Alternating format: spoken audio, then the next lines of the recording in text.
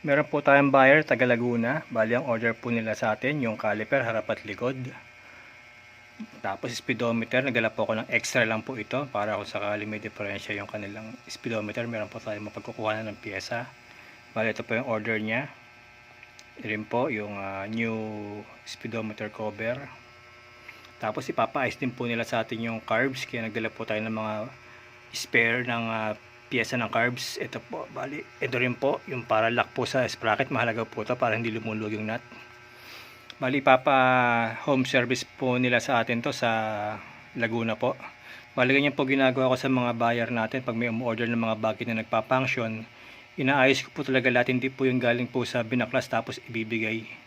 Hindi po ako maaari, nililinis ko pong ganito bago ko po ibigay sa mga bumibili po sa akin. Dala po ako ng extra ng master, extra po ng harap at likod na master para ma-testing po natin to kung gumagana po ng pagkinabit natin.